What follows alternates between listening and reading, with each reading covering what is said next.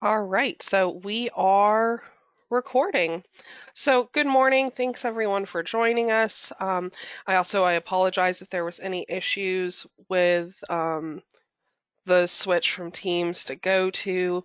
We made the last minute decision based on some things that were going on. So hopefully everyone's comfortable with this platform. So just real quick, we're going to go over some logistics just in case you aren't familiar with GoTo. Please silence your cell phones. Today's meeting is being recorded, and as I just said, and the presentation and recording will be posted to the website. We're still working on the project website. It's not up and ready yet, but hopefully we'll have that ready mid-February. If you would like to use the chat box up in the right corner, there is a little quote box, so you can click that and that'll open up the chat box where you can make any comments or ask questions. You can also unmute yourself down at the bottom, but if you are not speaking, please remain muted. Introductions, we are going to, instead of us all going around and 40 people unmuting and muting, we're just going to ask you to introduce yourself in the chat box. So if you could use the chat box and write your full name, agency/organization, and length of occupation so we can get to know each other a little bit. So we'll just give a couple minutes for people.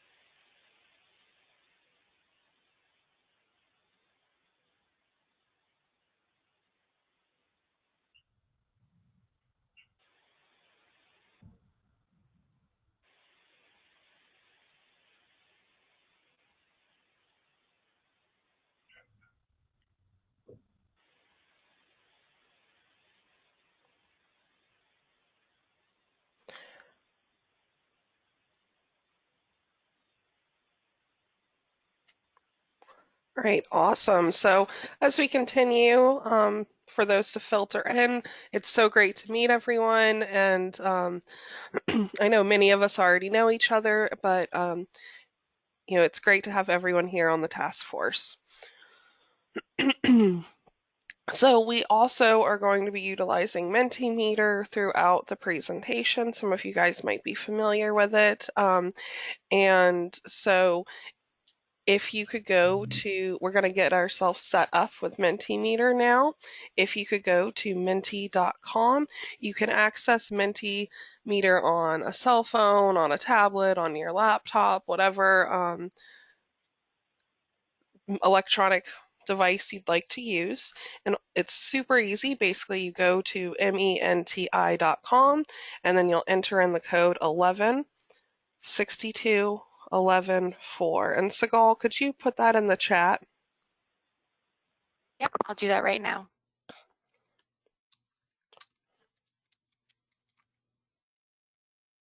Sarah, can you go back to that slide for a second? Yep, I apologize. No problem. Okay, got it. And so Segal has put the Menti code in the chat so that you can reference it throughout the presentation if need be. So before we continue on, we will go over the agenda. So basically, we just did introductions.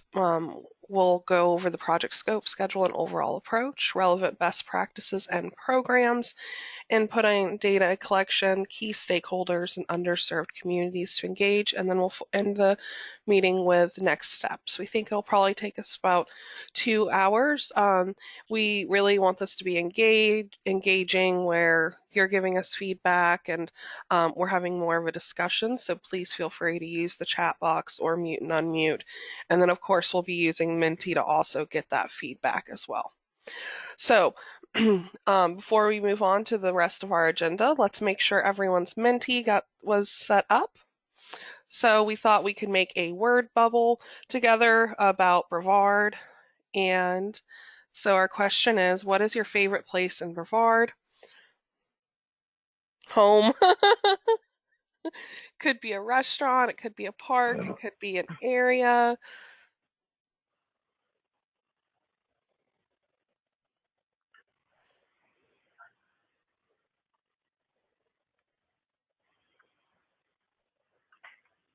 And so obviously, linking this back to resiliency, these are obviously places that we want to protect.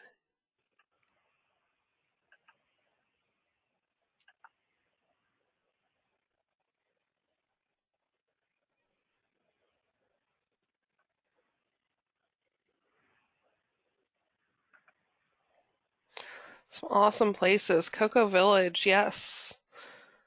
And beach, home, the Indian River Lagoon. Eel Properties, Kennedy Space Center, some restaurants in there. A lot of Titusville restaurants. The Cove at Port Canaveral.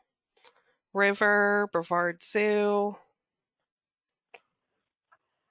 West Melbourne, Canaveral National Seashore. Vieira Wetlands. Awesome. So you can keep entering those in. I'm going to flip back over to our PowerPoint.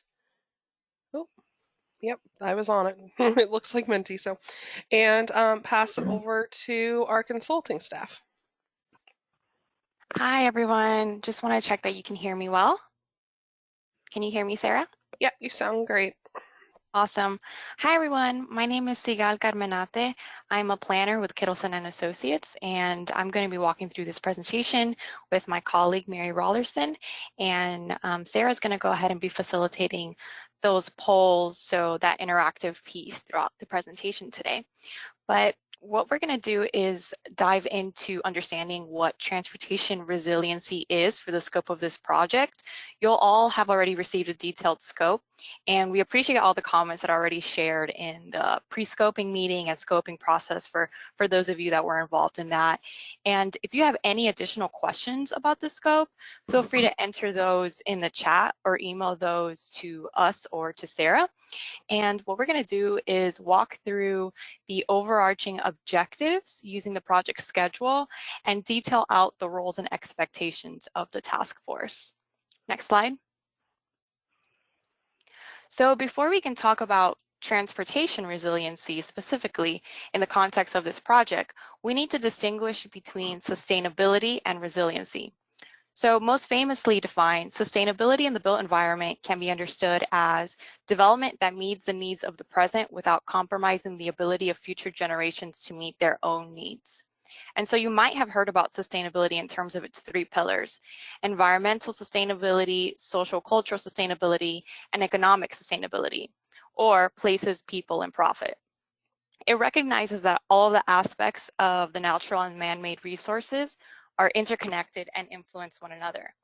In practice, it has systems approach lens and focuses on supporting both ecological and human well-being. While it's certainly related, resiliency focuses on the ability to bounce back from events and forces that negatively impact natural and man-made resources. These impacts are known as shocks and stressors. So from our perspective for this process, shocks are acute occurrences, while stressors are chronic pressures on resources, infrastructure, and assets. Resiliency might seem reactive through recovery from shocks and stressors, but it can also be proactive in how we adapt to these occurrences and pressures by being prepared for greater frequencies and intensities of impacts. For every community, understanding its infrastructure and socioeconomic vulnerabilities is critical to building resilience. With a system approach lens, resiliency efforts aim to improve places, people's well-being, and the economic drivers by growing collaboratively across jurisdictions. Next slide. So for this plan, we're not starting from ground zero. We're building on work that's already been completed, like the Regional Resiliency Action Plan.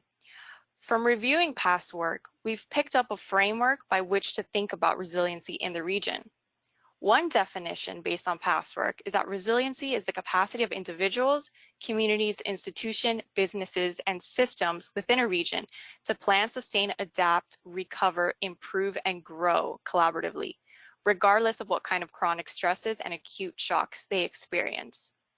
Next, Mary is going to go ahead and discuss previous work and what we've learned from these efforts.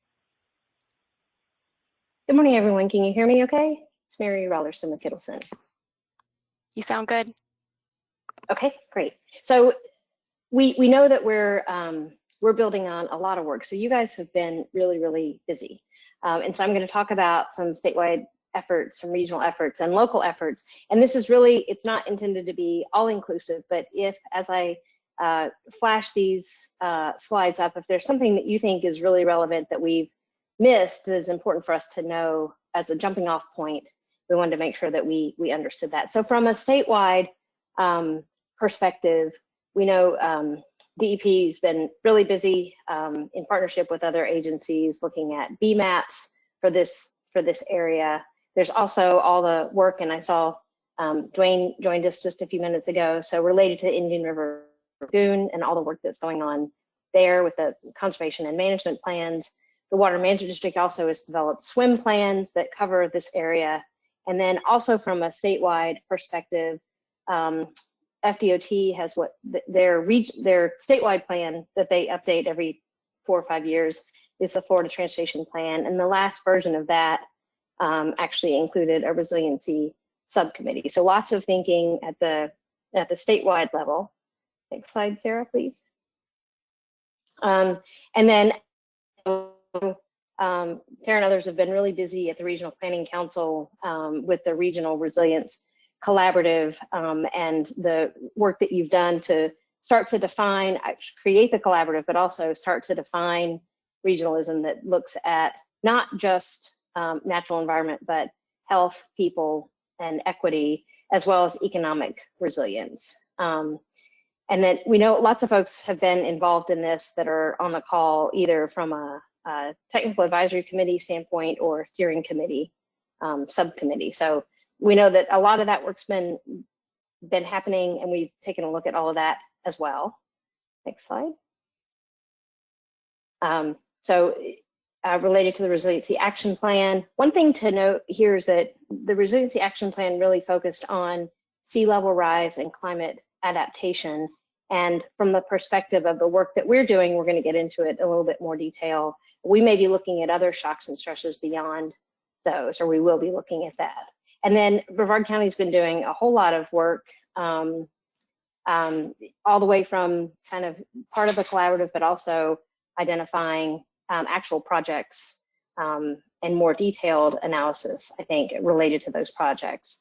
Actually, right now, this is a 15-second commercial. So Resilient Brevard is a collaborative between Brevard County and the Regional Planning Council, and they have a short survey out. We can put this in the chat, but we're hoping, so this is looking beyond just this group, but to the general public, there's a short survey that's out to help people understand what's important from their perspective to create a resilient Brevard.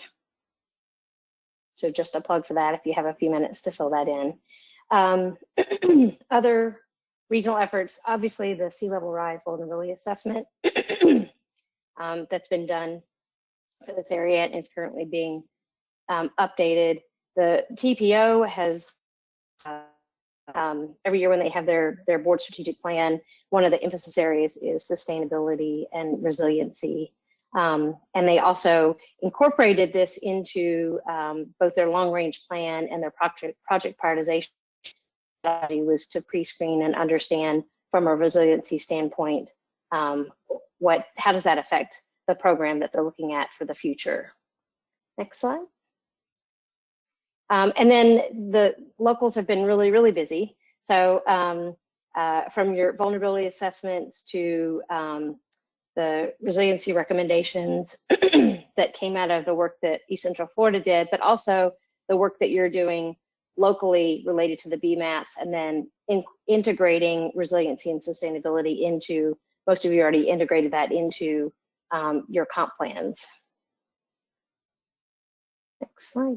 So I know we kind of flashed those up quickly, but if there's something, you guys are our eyes and ears out there, and you're thinking about resiliency and sustainability a lot. So if there are other relevant plans or programs that you guys are working on, or that you know of that is relevant for us to understand, we wanted to use a Menti poll to capture that. So if you have anything Sarah, to share, I'll put it back over to you. Yep, if you have anything to share, you can go to Menti, MENTI.com, and use the code 1162114. The code's also in the chat. If you're more comfortable using the chat, or more comfortable, unmuting and sharing the plan or program with us that way, you can. This is just another tool for us to capture any responses we might have, because we want to make sure we're being comprehensive and looking at everything we need to look at.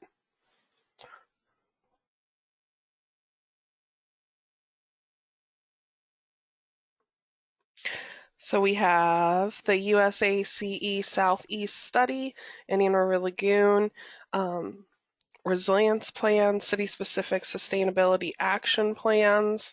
We do have a lot of sustainability committees in Brevard County, which is awesome.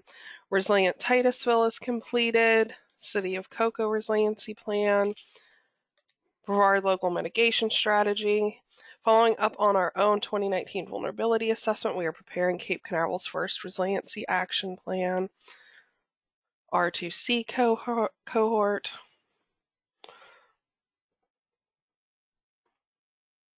Why is it not scrolling?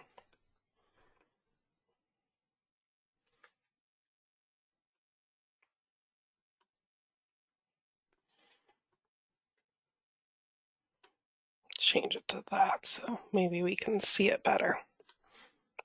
Apologize for that. City-specific resiliency plans. Lots of them coming in. Town of Malabar. All right. Thank you guys for sharing, and you can keep plugging those in. I'm going to switch it back over to our PowerPoint and turn it back over to you. Mary? Great. Thanks, Sarah. I'll take it from here. So with a basic understanding of sustainability and resiliency and previous work that's been completing to date, we can better understand transportation resiliency as it relates to this project. So transportation resiliency is the ability of the transportation system to recover and regain functionality after a major disruption or disaster. So it's the aim of this plan to identify what the critical natural and man-made resources and systems are, and how the transportation network in and around those systems can be made resilient to specific shocks and stressors in the region. And we come into this project knowing that different resources and systems will bounce back at different rates. Next slide. With your guidance, we will identify specific top shocks and stressors for the region. Using the definitions from the Regional Resiliency Action Plan, we understand shocks as single sharp events that threaten a community, and stressors as continuous or reoccurring issues or events that impact or weaken the fabric of a community on a day-to-day or cyclical basis. Previous work has defined shocks and stressors such as flooding and disease outbreak or a natural disaster as shocks, and sea level rise as stressor. But we recognize that it's not always easy to determine what is a shock versus a stressor, and that some communities experience shocks and stressors differently than others. So by analyzing issues that the region has faced in the past and what it might face in the future, we can define shocks and stressors better as they relate to the transportation network in the region. Next slide. So I will pass it back to Sarah to actually facilitate this next poll. All right. So, where is your organization / municipality at regarding transportation resiliency? Are you not talking about it or doing anything, or are you talking about it but not really doing anything? Are you in the early stages of planning to begin work in the next year or two, developing plans or working on getting to implementation, or implementing resiliency related projects and programs already? So we just want to get a gauge on where you're at regarding transportation resiliency.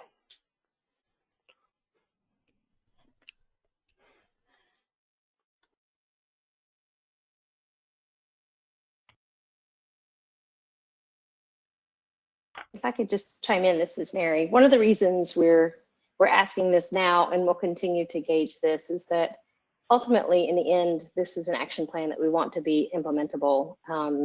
And so, understanding where you are along the spectrum of maturity for transportation resiliency will help us make sure that we're tailoring the actions and the deliverables to something that is useful to everybody, no matter where you are. If you're just starting to talk about it, or you've got a detailed plan and you're moving forward, we want to make sure that we're adding value to what everyone is doing. Awesome. Thank you, Mary. So it looks like for the most part, people are in the early stages or they're in the middle of developing. And we do have one person who's not talking about it or doing anything yet. So hopefully we'll be able to change that through the course of this project and development of this plan. So I will switch it back over to the PowerPoint. Thank you, Sarah. So still there are many elements that fall into transportation resiliency, and part of the task force's role is to help guide the direction of this project by bringing information to the table and providing feedback throughout the project, shedding light on work that's been completed and on current efforts, and helping ground truth the effectiveness of strategies that result from this plan. And in doing so, the scope of the transportation resiliency will be narrowed to the aspects that are most important to communities in Brevard County. Next slide. To effectively focus engagement and outreach conversations and to develop implementable solutions in the region, we've developed overarching questions that this plan seeks to answer. So we want to know what puts people and infrastructure at risk and what infrastructure is most vulnerable and critical to protect in the region. To systematically understand the interaction between natural areas and the transportation and built environment in the region, we'll work with you to define influence areas. So this will be a part of our current conditions analysis and will be brought back to the task force for feedback. Next slide. The task force will be meeting throughout the project's lifetime, starting with today's meeting and reconvening about every 4 to 5 months. Each meeting will be an opportunity to review the work that's been completed to date and to generate ideas for upcoming project milestones.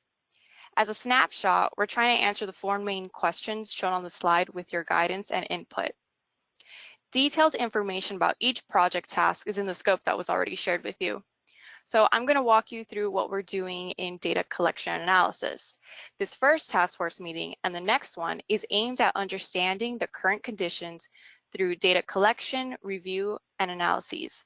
Current conditions include base mapping roadway and infrastructure assets and the natural and built environments, mapping influence areas, verifying sea level rise data sets, a review of best practices and programs, and identifying vulnerable communities.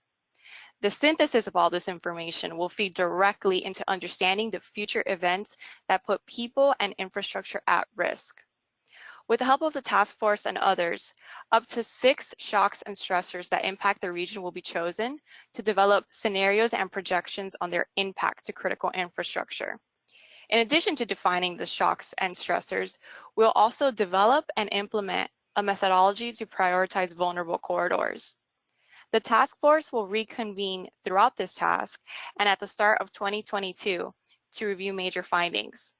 The final task for this project, plan development, we're going to be using the major findings to develop toolkits for municipalities and agencies and tailored implementation guides for multi-jurisdictional areas to expand on, adopt, and implement. And like all the other tasks, collaboration between the TPO, the task force, stakeholders, and local partners will help determine what strategies can realistically be applied throughout the short, mid, and long-term timeframes in different communities. Next slide. So at a high level, to effectively answer the overarching questions and gather the most meaningful information for this project, we need you to share information with locals and to share local information with us. Our intention is not to create a new responsibility or process in your current role, but to leverage the existing processes and information channels outside of this project. Next slide. More specifically, the roles and expectations of the task force are to provide technical detailed feedback on materials we bring forth, provide guidance on how major task findings impact and influence other processes and systems, commit to collaborating on developing strategies and having some responsibility for applying these, and remaining engaged throughout the project so that it's ultimately a plan that you co-created and can carry forward. Discussions and information sharing will be facilitated through a few different ways. Through small group discussions, roundtables, through expert guest presentations and topic showcases, and through what we're calling show and tells, where task force members share local ideas and sentiments about resiliency and project findings. Next slide. Further breaking down how the task force will answer the overarching questions through this project, we've developed key actions for this group to take, ranging from sharing about existing and future data sets, providing inputs on scenarios, projections, and their impacts, and letting us know what potential barriers to implementing strategies are. Every action is an anchor for our discussions together to review preliminary findings and brainstorm how to approach the next steps. And it's really important to us that we use the time that we have with you effectively so that we can complete each project task with your input. Next slide. Your fellow task force members were selected through a combination of the TPO long-range transportation plan contacts, individuals that the TPO has worked with before, and researching making phone calls to different agencies with a strong presence and impact in the region. The task force may shift as people feel that others in their organization or agency better serve this role. And some task force members may also be part of smaller stakeholder groups or part of the focus groups to discuss specific shocks and stressors. What we want to know from you is whether we're missing anyone or any organization that needs to be at the table with you to tackle the questions in the data analysis, shocks and stressors development, and strategies development tasks. Feel free to write a note in the chat or email us or Sarah with your thoughts.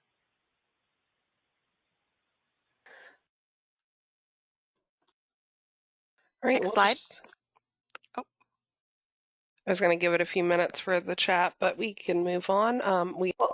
And I think if I could, this is Mary. We just threw a lot of information at you, and so we wanted to. Hope it's okay if we just pause for a minute and just ask if there are any questions or thoughts on both the scope that we have outlined, the approach, the timeline, or our expectations of you, which are we're trying not to add much more to your plate, but we definitely want to type, make sure that we're piped into what you're doing so that we can make sure we're sharing relevant and helpful information. So I just want to pause there for a minute and see if there are any questions. You can put them in the chat, or you can actually even speak if you want.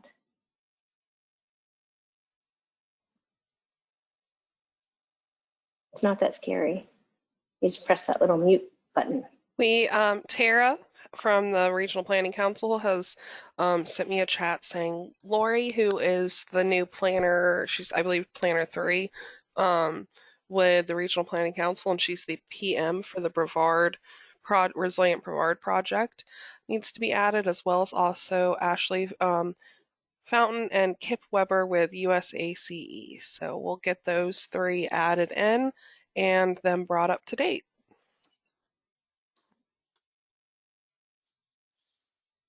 Great.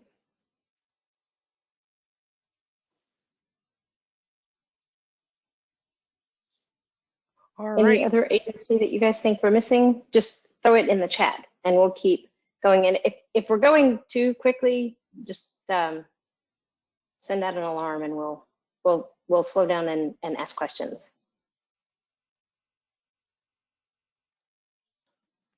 Awesome. Thanks, Mary. So now it's my turn to, resiliency is something that is fairly new in the spectrum of how we're thinking about our transportation systems or systems overall. And so we wanted to make sure that we're looking at relevant best practices and programs, either locally within Florida or even nationally. So I'm going to just share a couple of those with you guys and get your ideas on others that you think might be helpful. Next slide, Sarah. So we reviewed, and this isn't all of them, but we've reviewed plans like this to date. So again, Florida specific, we've looked at clearly what we're doing here in this region, but then also in other regions. I'm going to talk about Resilient 305 in South Florida in just a few minutes. And then nationally, we've looked at plans that help us understand some of the shocks and stressors that we think we haven't yet tackled for this region. So as we look at things like fire, if that ends up being something that we think is important for us to pay attention to in this region. So we've looked at things across the country from coast to coast and even in the middle that help us kind of understand how others are tackling resiliency. We're not finding a lot of transportation specific planning that's being done, but we can borrow a lot from ideas from those. And I just wanted to share 2 that I think are relevant to what we're tackling here. The first is in Florida. Next slide, Sarah. And you guys are probably familiar with this. This is Resilient 305, and 305 is the telephone exchange in the Miami and Greater Beaches area. And they've been doing a lot of thinking. So similar to this region, they're working off of a regional compact, the Southeast Florida Regional Climate Change Compact that they developed in or formed in 2009. A couple of things about their plan. They've identified their actions in terms of 3 areas: people, places, people, and pathways. Some things that are unique about their plan is that they created this pivot team, which is about really taking the plan and moving it forward. Another thing that was important is that if you can see in Miami-Dade County and Miami and the Greater Beaches area, their problems are occurring right now. So they did a great job of teeing up information that can be really hard for folks to understand. So for example, and that's the graphic that's on the top. So 4 inches of sea level rise is what sea level rise has risen there 4 inches since 1992. So it starts to create something that people can really understand and wrap their head around. Another thing that they did here was that the plan ultimately, not from the beginning, but ultimately it's really being spearheaded by the mayors of Miami and the Greater Beaches. So it's gotten a lot of political support to move these actions forward. Next slide.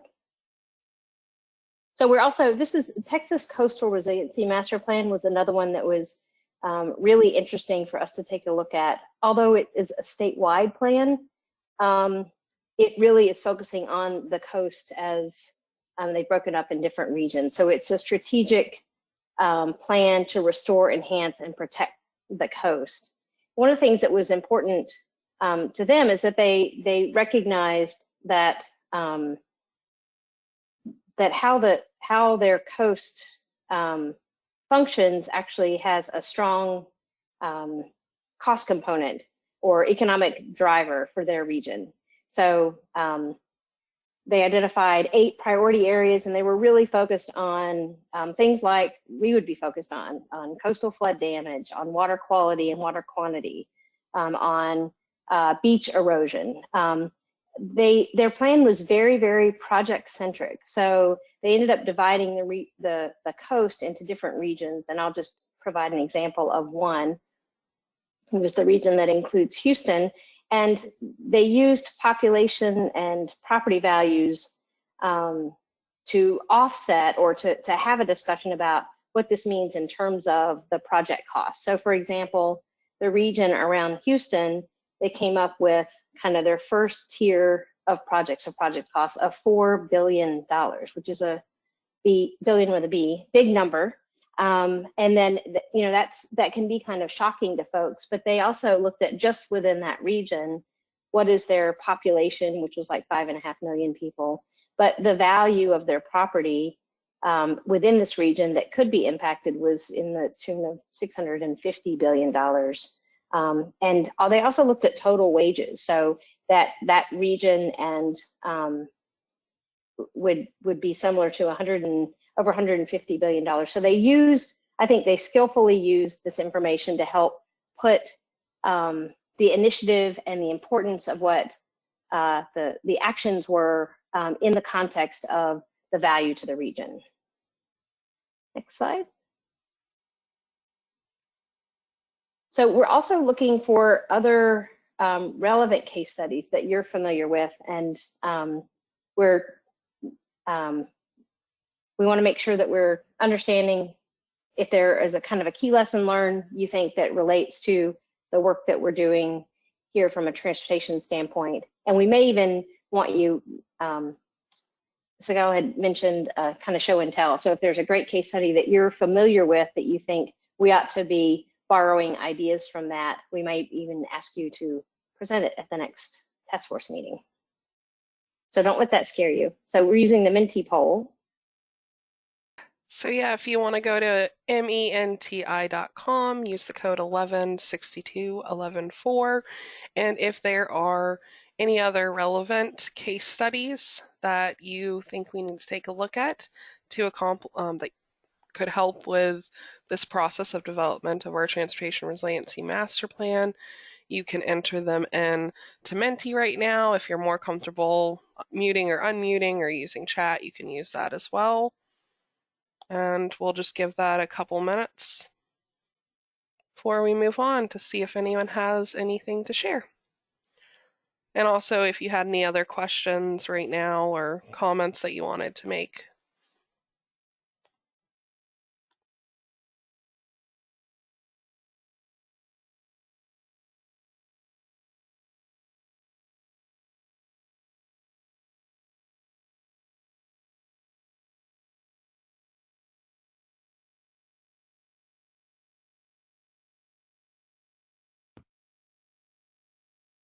All right, well, we can leave this up and we'll go back to our PowerPoint and continue on. And if you think of anything, it'll be left up until our next Menti question. Thank you, Sarah. So next we'll talk about our approach to data collection, what's been collected to date, and how you can help us move forward in developing our current conditions. Next slide. The preliminary list of data that we have in our scope can be separated into roadway and infrastructure and natural and built environment. So again, what we're trying to answer is what are our current conditions? And more than simply mapping this data in the region, we also want to know what areas exist where natural systems and transportation systems interact so that we can define the influence areas. Next slide. We're very aware that we might not have all the pieces to get a complete understanding of the current and near-term conditions of the region, which is where we need your assistance in closing any knowledge gap that we have by alerting us of relevant data to incorporate. Next slide. So with that in mind, I'll pass it on to Sarah for the next Menti poll. All right, so What are other relevant data sets can you provide? So do you have any great data sets that you're currently working with? I know Tara chimed in that they've developed some new sea level rise and storm surge data sets with the Resilient Brevard project. But are there any other relevant data sets that you can provide to us that could help us through either the prioritization process of transportation facilities or analyzing shocks and stressors?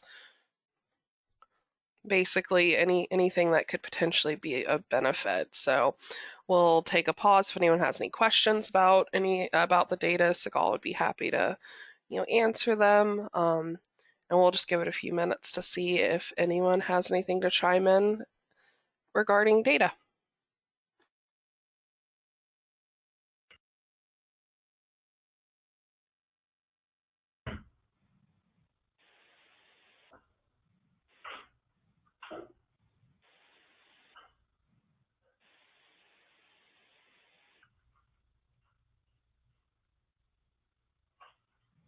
Right, so taking a look at the CIP or capital improvement plans from the city or the county, a sustainability assessment matrix, stressors for city. That's a great idea. Land value map. Can I ask a question on the sustainability assessment matrix? Has this already been done for a particular city?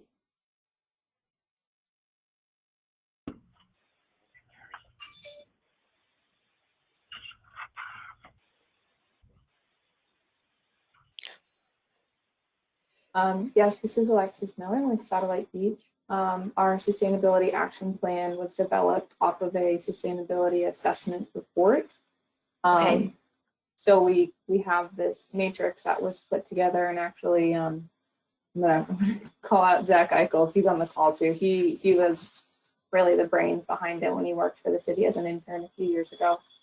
And so that was put together to help us figure out what actionable, practical steps we could take to create a more sustainable community in Satellite. Okay, so that's it's like part of your it's like yeah, it has a lot of items on it, about 120, and some of them are kind of like low-hanging fruit, and they're categorized into things like built environment, land and water, energy systems, community outreach, and quality of life. Great. Thanks for sharing, Lexi. Really appreciate that. Vulnerable population data, we definitely will be keying into that. We have an equity piece included within our scope. ArcGIS data from our various municipalities, road condition assessment. These are all great data sets. So I'm going to leave this Menti poll up, switch back over to the PowerPoints. If you think of anything else, you can keep plugging them away. Great, thank you, Sarah. So recognizing that there are so many other agencies, organizations, and actors that can contribute to this project and make it a success, we're meeting with key stakeholders and underserved communities over the next couple of months. And in fact, we're meeting with them and other groups for different reasons throughout the project's lifetime too. Next slide. So if you've already taken a look at the scope, you can see that we have outreach and engagement to various different groups. So why are we engaging so many different groups? They each play a role in helping shape the plan to ultimately create a resilient Brevard. And some play more of an advisory role, while others serve as sounding boards or provide intel about specific areas in Brevard County. And some are responsible for strategies that do come out of this plan. Next slide. So fleshing that out a little bit more, we have thought about each group and their roles within the project, and we've drafted expectations for each group so that we can use our resources efficiently, effectively, and meaningfully to develop a plan that is co-created by many and supported by an array of people and groups in the region. And if you have any comments or questions about this table, you can go ahead and put those in the chat, or feel free to maybe use the next 30 seconds here to unmute yourself and let us know if there's anything that stands out here. So, Segal, I'd like to add that this table is part of a much larger table that will be posted on the website, and we can go ahead and share it, following this meeting, that also breaks down kind of these groups into who makes up the groups as well. And so some of you might fall into some categories. There might be people that that are not here today that fall into the stakeholder group or the focus groups or what have you. And this is a table that we're going to continuously be updating and monitoring to make sure we're engaging all these groups and making sure that everyone has the opportunity to provide input into the plan.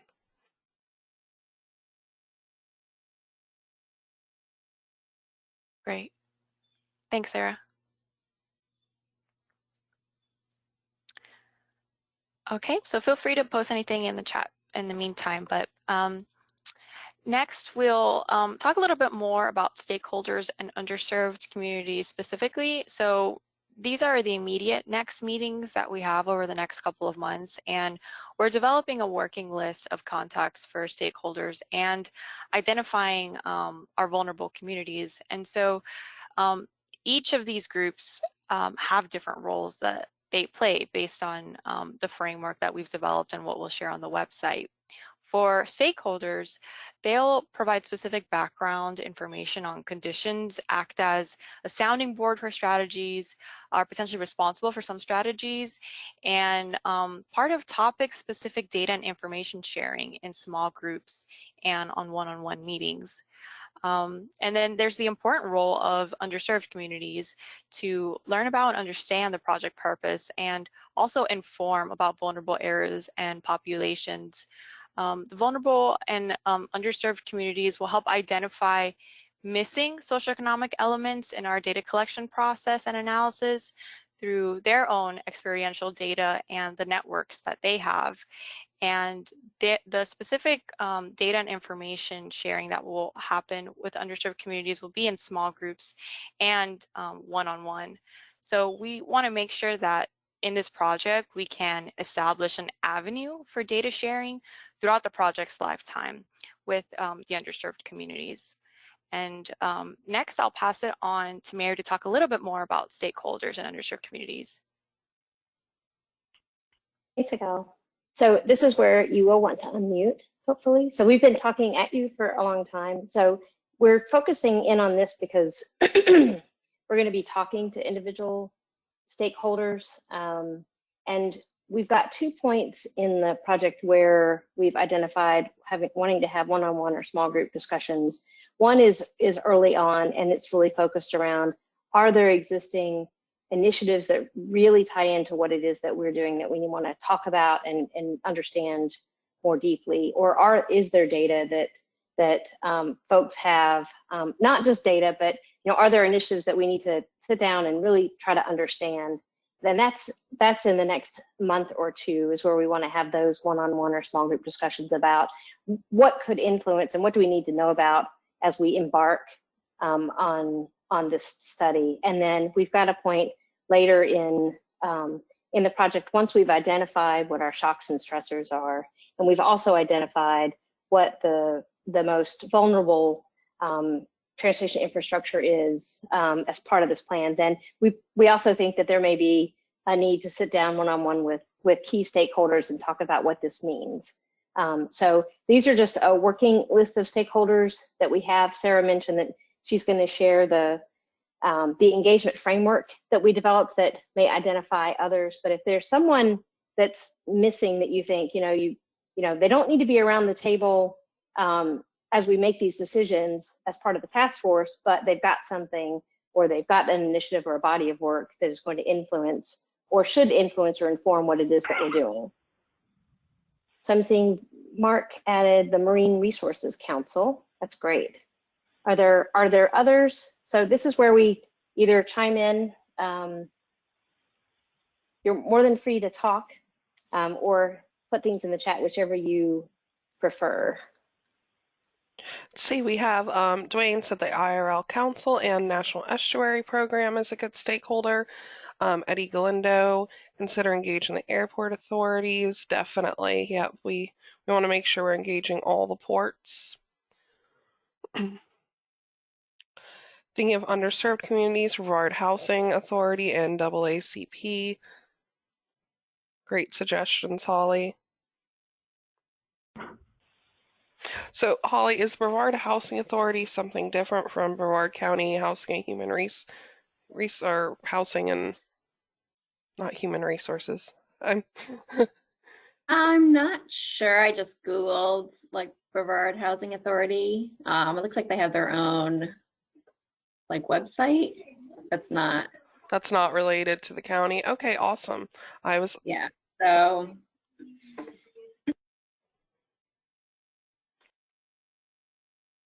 definitely sounds like something we need to check out. Oh, thank you for the link.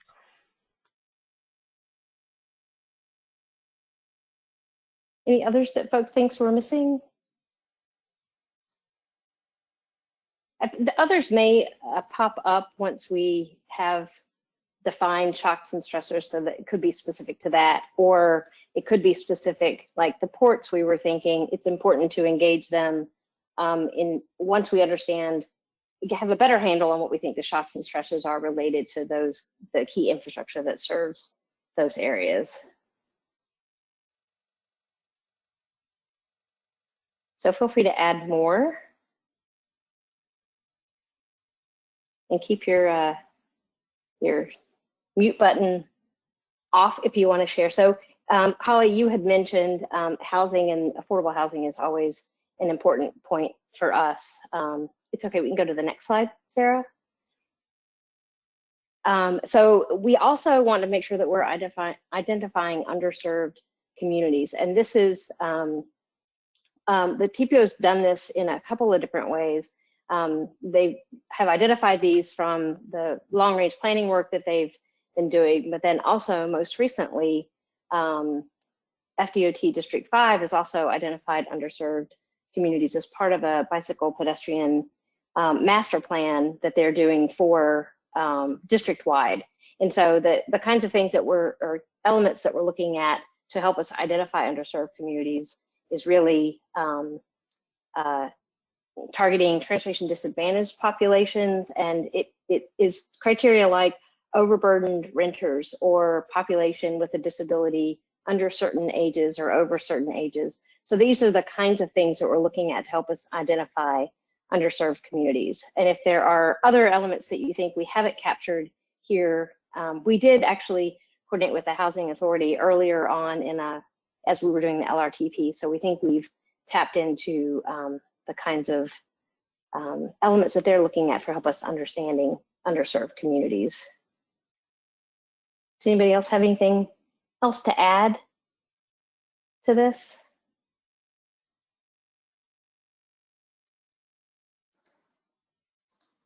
It's a quiet group today.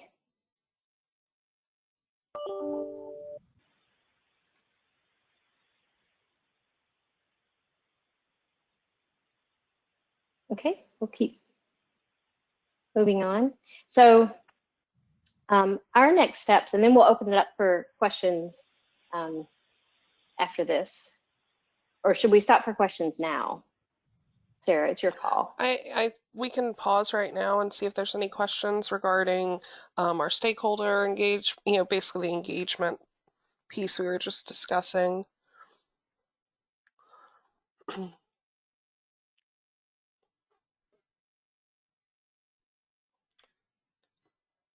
She said, quiet group today, no questions. We might have to send coffee around or chocolate or something prior to our next task force meeting. All right, well, we'll move on to next steps then. Great. So as Sagala mentioned, we're going to be doing data collection and analysis to help us understand what our existing conditions are, and also what our, we're also going to be talking to stakeholders and underserved communities in the next month or so. So also to help make sure we're not missing, we're looking under every rock to make sure we've got all of our bases covered. We've got a fair amount of homework for us to do before our next task force meeting, but I wanted to highlight what we're hoping to achieve at our next task force meeting and get your thoughts on whether you think this is achievable or not. So one, we wanted to bring back, we understand that we're going to share information with you prior to the task force meeting, so we're not hitting you cold with a bunch of maps and data and information. But we're going to review the existing conditions and actually try to delineate some draft influence areas that are related to the conditions that we have, because it's not just that system or that infrastructure, but it's really what is the relationship between those two. We're also going to identify vulnerable communities and share that with you. And then the main thing that we want to do in our next meeting is that we want to bring a long list of shocks and stressors and work with this group to identify what the short list of up to 6 shocks and stressors we should be focusing on from the perspective of this plan. So this is where we're really hoping to get your input. And I know that we had some conflicts for the meeting today. Does anyone have any known conflicts in May that they already know about? So we can make sure that we're major scheduling activities. Yeah.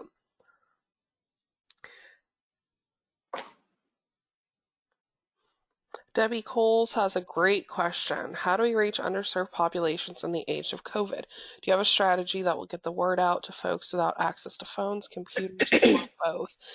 Yeah.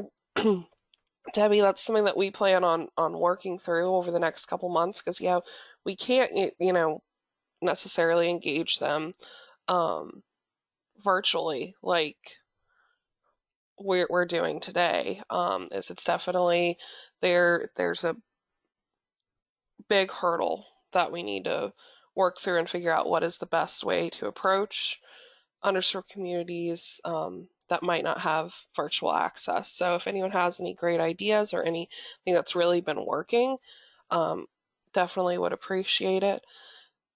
Holly added, just thought of another stakeholder related to your IDing underserved communities, which is Aging Matters and Brevard. It's a great one. We've worked with them before discussing vulnerable road users, so that's awesome. So doesn't seem like anyone has any conflicts for May, so we'll just send out probably a meeting notification about a month in advance, and agenda and presentation as we move forward. And as of right now, we're going to continue to meet virtually, or and if we do ever move in that direction, then we'll probably just change it to some sort of way to make it a hybrid meeting, because we do recognize that there are people that might have travel restrictions or might have outliers that make it where they can't attend in person. Okay, we do have a conflict. In May 1st and 4th week, I have virtual conferences. Okay, so we want to do the 2nd and 3rd week.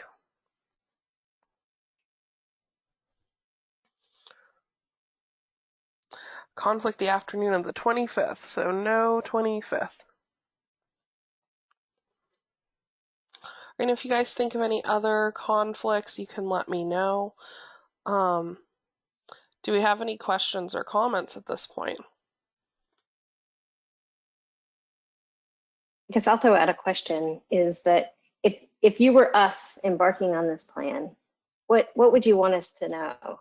So are there certain things one, did we at least share our approach and how we intend to tackle this in a way that was understandable?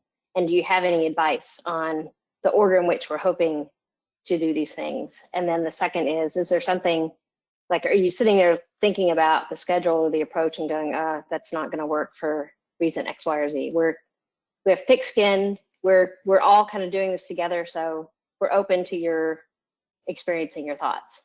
You can even turn your camera on if you want to. This is the lights go up, presentation's over, everybody gets to chat. Dwayne, I knew you'd have something to say. I'm just impressed how much progress you all have made. Congratulations. I think one of the things that's going to be an important process outcome as we move forward is most of the general public, and I would argue every single elected official, has no idea how much activity is happening at all of these kind of local, regional, state, and in some cases federal levels as it relates to coastal resiliency. And I think we ought to think about putting together maybe a 1 or 2 page summary sheet of activities, because all of the information I'm getting out of Washington, D.C. is that we are going to see a likely infrastructure stimulus package sometime in the next 3 to 6 months that is going to be very coastal resilient, climate change, aligned. And so we ought to be thinking about how we can take this alliance, kind of work with our partners at DEP at the state level. And if money starts flowing, we ought to try to get some down to Florida and to the region. Hey, That's a really good point. Dwayne, so couple things is Abby's our public involvement officer, and she was on the line today listening to all of our technical stuff, so I really appreciate that. So me and her have been working on an education kind of plan that we hope to kick off March or April, where basically we're going to start kind of doing little campaigns to hopefully educate our elected officials and the general public. And so Abby virtually waves hi to everyone. And so, maybe that's something that we can figure out a way to intertwine in there, is educating about everything that's going on. The other item is I asked Laura this week if we could, or was it last week, if we could potentially budget in the upcoming years some money to create a resiliency video. And that might be a good topic for the video, is highlighting some activities that have happened. And so, yeah, definitely a lot going on. Tara has made a couple comments. Need to schedule a meeting. She has a lot of call for projects. Oh, that I think that was okay. I was reading. I realized that was a message specifically to me. I was saying that we will share our results from the Resilience Brevard with you guys from the survey, as it might be somewhat helpful to your work. But we're trying to finish strong, so everybody take the survey and forward it through your mechanisms. That'd be great. That'd be great. So I think that will help us get a pulse on how people are thinking, the general public is thinking about resiliency. And Dwayne, I think that you raised a good point. We thought we knew what was going on in the region, and you start to look at everything that's happening at the local level. You guys have been busy. And so I think finding some simple way to share that is going to be important, so that we're not starting from scratch, but also that we can share with the elected officials and decision makers what all has been done. And it also does tee us up well for if money starts to fall from DC, that we're ready to pounce on it.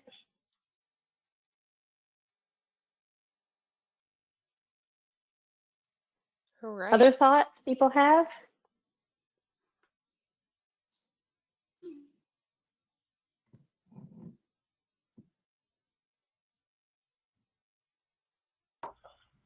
We could send you virtual coffee, we would.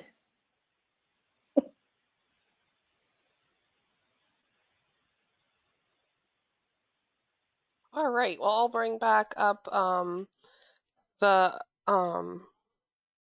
my contact info in case you don't have it. I think everyone should have it, because because I've emailed everybody, but just in case. Oh, and Abby said, shameless plug, please make sure you follow the Space Coast TPO on social media, since utilizing these channels will be a major role in getting the word out. So Facebook at Space Coast TPO, Twitter is at Space Coast spelled out. So Facebook is SCTPO, Twitter is Space Coast spelled out TPO. And so yeah, Abby's working on some really awesome social media campaigns about resiliency. So I really appreciate everyone who's participating on the task force. We wrapped up early today, so yay. Thank you guys so much. Please look out for emails coming out with the engagement framework that we were discussing, and any other items between now and May that we might want to have you lay your eyes on. So as a reminder, we may be knocking on your door for data sets, so yeah, and fair warning. And if I figure out a way to send everyone coffee or chocolate before the May meeting, I'll do it. But once again, I'm Sarah Crom. I'm the Senior Transportation Planner with the Space Coast TPO. My direct line number is 321-350-9263. Email sarah.crom@brevardfl.gov, and that's our website link.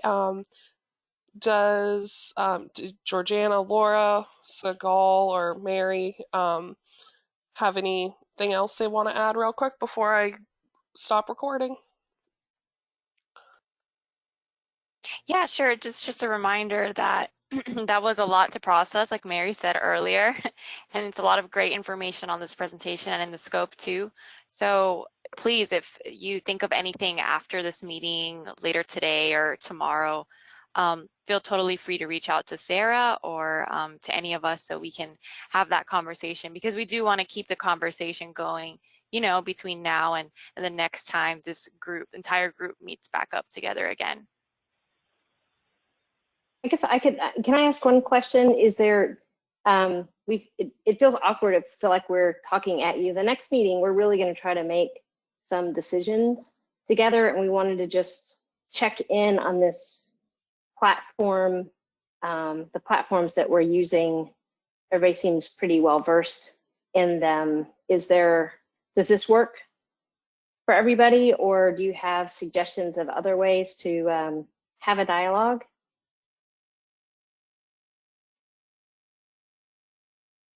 Cricket.